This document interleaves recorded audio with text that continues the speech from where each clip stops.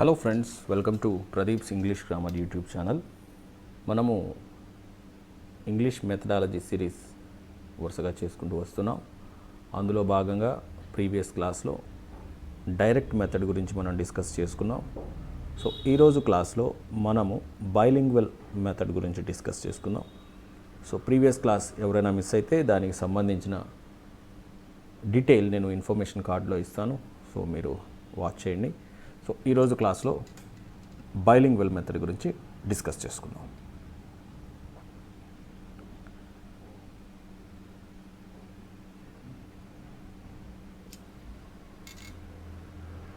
So దీని పేరులోనే మనకి క్లియర్గా తెలుస్తుంది, bilingual method. So bilingual method అని అంటే, సో ఇక్కడ బై అని అంటే రెండు అని అర్థం. సో ఇది రెండు భాషలని ఉపయోగించేటటువంటి మెథడ్. సో ఏంటి ఆ రెండు భాషలు అని కానీ మనం చూస్తే, మొదటిది వచ్చేసి మదర్ టంగ్, రెండవది వచ్చేసి ఏ భాష అయితే మనం నేర్చుకోబోతున్నామో ఆ భాష, టార్గెట్ లాంగ్వేజ్. సో మనకు వచ్చేసి మదర్ టంగ్ వచ్చేసి తెలుగు అవుతుంది, టార్గెట్ లాంగ్వేజ్ వచ్చేసి ఇంగ్లీష్ అవుతుంది, రైట్? సో ఈ మెథడ్ గురించి మనం నేర్చుకుందాం. So invented by professor C J Dodson of Wales university. So Wales university professor అయినటువంటి సిజే డాట్సన్. సో ఈయన ఈ బైలింగ్వల్ మెథడ్ని ఇన్వెంట్ చేయటం జరిగింది. సో ఎవరు ఇన్వెంట్ చేశారనంటే సిజే డాట్సన్. సో ఆయన వచ్చేసి వేల్స్ యూనివర్సిటీలో professor. A midway approach between grammar translation method and direct method.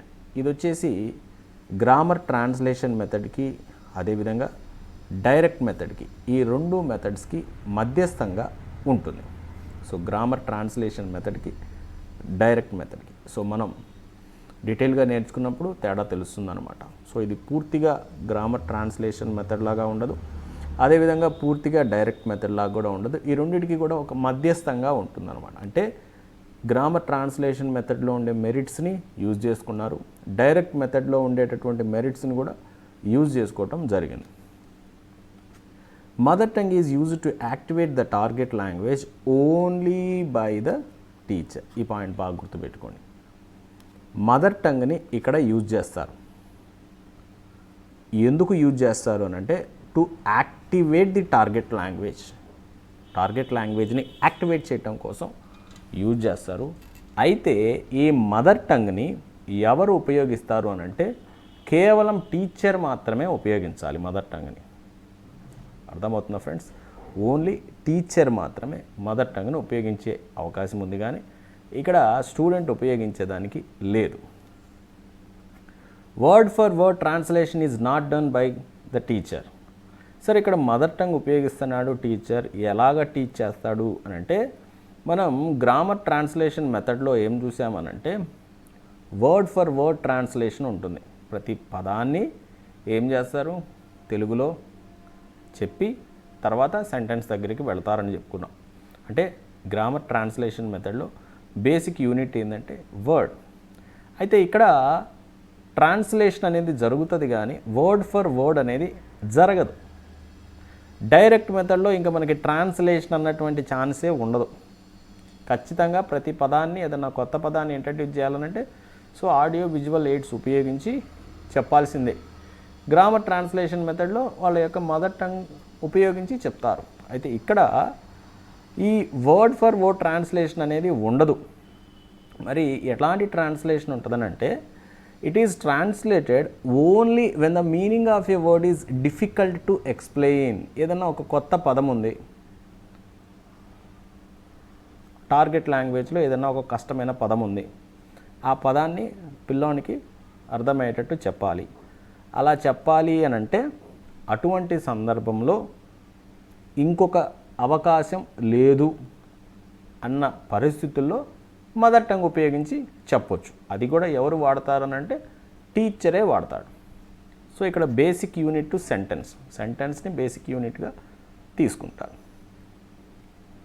The use of mother tongue is made only at the initial stages and this will be dropped as soon as students develop sufficient vocabulary. So initial స్టేజెస్లో పిల్లోడికి mother tongue ఉపయోగించి చెప్తూ ఉంటారు. అయితే వాడు పెద్ద అయ్యే కొద్దీ అంటే వాడికి ఆ టార్గెట్ లాంగ్వేజ్లో వొకాబులరీ అనేది వాడు డెవలప్ చేసుకున్నాక ఆ తర్వాత మదర్ టంగ్ యొక్క ఉపయోగాన్ని ఏం చేస్తారు, తగ్గించేస్తారు.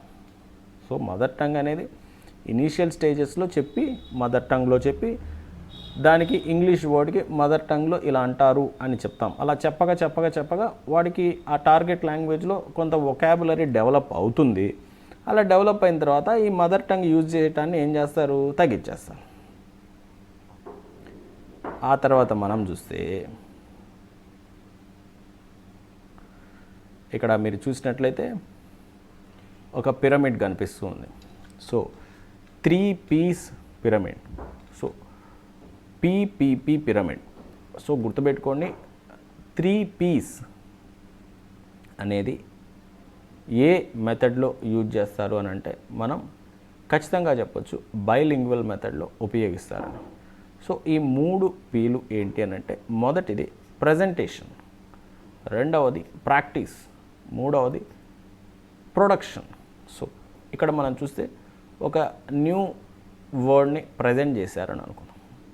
సో దాన్ని ప్రాక్టీస్ చేయించటం, ఆ తర్వాత వాళ్ళు సొంతగా దాన్ని ఉపయోగించుకొని మాట్లాడటం, కమ్యూనికేట్ చేయటం. సో ఈ విధంగా 3 పీలు అనేవి పిపిపి అనేది ఏ మెథడ్ యొక్క లక్షణము అని అంటే బైలింగ్వల్ మెథడ్ యొక్క లక్షణం. గుర్తుపెట్టుకోండి, ప్రజెంటేషన్, ప్రాక్టీస్ అండ్ ప్రొడక్షన్. ఇక మనం చూస్తే ఈ మెథడ్లో ఉన్నటువంటి అడ్వాంటేజెస్ ఏంటియో చూద్దాం. లెస్ ఎక్స్పెన్సివ్ దాన్ direct method. So direct method విషయానికి వస్తే అది కొంచెం ఎక్స్పెన్సివ్. ఎందుకు ఎక్స్పెన్సివ్ అని అంటే అందులో ఏదైనా ఒక కొత్త పదాన్ని నేర్పించాలి అంటే మదర్ టంగ్ అసలు ఉపయోగించకూడదు. ఖచ్చితంగా ఏం చేయాలని అంటారు, ఆడియో విజువల్ ఎయిడ్స్ ఉపయోగించాలి అని అంట. సో ఇప్పుడు ఆడియో విజువల్ ఎయిడ్స్ని మనం ప్రిపేర్ చేయటం కానీ వాటిని కొంచెం ఖర్చుతో కూడుకున్నదే. కాబట్టి అలాంటి సందర్భంలో ఏం చేయొచ్చు అని అంటే మదర్ టంగ్ ఉపయోగించి ఆ పదాన్ని ఎక్స్ప్లెయిన్ చేసేయచ్చు. సో కాబట్టి ఇక్కడ మనం చూస్తే డైరెక్ట్ మెథడ్తో పోల్చుకుంటే ఇది కొంచెం తక్కువ ఖర్చుతో కూడుకున్నటువంటి మెథడ్. ఇక్కడ కూడా చూద్దాం, audio visual aids are not compulsory. So compulsory ఏం కాదు, డైరెక్ట్ మెథడ్కి వచ్చేసరికి మదర్ టంగే యూజ్ చేయకూడదు కాబట్టి కంపల్సరీ అన్నాం. ఇక్కడ వచ్చేసరికి కంపల్సరీ కాదు. Stress on speech practice. So speech practice పైన ఏం చేస్తారనంటే స్ట్రెస్ చేస్తారు. సో ఇక్కడ కూడా చూడండి, ప్రజెంటేషన్, ప్రాక్టీస్, ప్రొడక్షన్లో సో ప్రాక్టీస్ అనేదానికి ఎక్కువ ఇంపార్టెన్స్ ఇస్తారు. అండ్ అఫ్ కోర్స్ ఇక్కడ వర్డ్ అనేది కాదు, సెంటెన్స్ అనేది priority. Sentence presentation, sentence practice and sentence production. No need of trained teachers. ఇక్కడేం ప్రత్యేకించి ట్రైన్ టీచర్స్ ఉండాల్సిన అవసరం లేదు. మామూలుగా కూడా దీన్ని ఏం చేయొచ్చు, ఎవరైనా కూడా ఈ మెథడ్లో చాలా అర్థమయ్యే విధంగా టీచ్ చేయొచ్చు. ఆ తర్వాత మనం చూస్తే ఇందులో ఉన్నటువంటి లిమిటేషన్స్ చూద్దాం. Careless handling of this method would be end up as grammar translation method. ఈ మెథడ్లో ఏం చేయాలి అని అంటే దీని యొక్క సో బేసిక్ ఫీచర్ ఏంటి అంటే మదర్ టంగ్ని యూజ్ చేయాలి. ఎవరు యూజ్ చేయాలి? ఓన్లీ టీచర్ యూజ్ చేయాలి. ఎప్పుడు యూజ్ చేయాలి? ఆ పదాన్ని ఇంకొక మార్గం లేదు, పిల్లోడికి ఆ వర్డ్ని పరిచయం చేయాలి అని అంటే ఇంకొక దారి లేదు అన్న పరిస్థితుల్లో చెప్పాలి. అయితే దీన్ని కేర్లెస్గా హ్యాండిల్ చేసామనుకోండి, ఏముందిలే అని చెప్పి ప్రతి పదాన్ని కూడా మనము ట్రాన్స్లేషన్ చేస్తూ పోతున్నామంటే అది ఇంకా బైలింగ్వల్ మెథడ్ కాదు, అది గ్రామర్ ట్రాన్స్లేషన్ మెథడ్ అయ్యే అవకాశం ఉంది. సో ఇందులో కూడా reading and writing are ignored. ఎక్కువ స్పీచ్కే ఇంపార్టెన్స్ ఇస్తారు. సో చదవటానికి, రాయటానికి ప్రాముఖ్యత ఇవ్వరు కాబట్టి అవి రెండు ఇగ్నోర్ చేస్తారు. Students are likely to develop an undesirable habit of language mixups that may last long.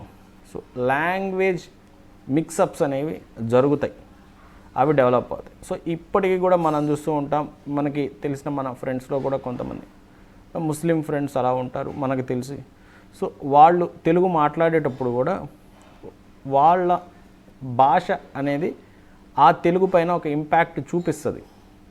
So అట్లనే ఏదైనా ఒక వ్యక్తి, ఒక తమిళియన్ కానీ ఎవరన్నా కూడా తెలుగు నేర్చుకుని మాట్లాడేటప్పుడు కూడా అతని మదర్ టంగ్ యొక్క ఇన్ఫ్లుయెన్స్ దానిపైన పడుతుంది అన్నమాట. లాంగ్వేజ్ మిక్సప్ ఉంటుంది.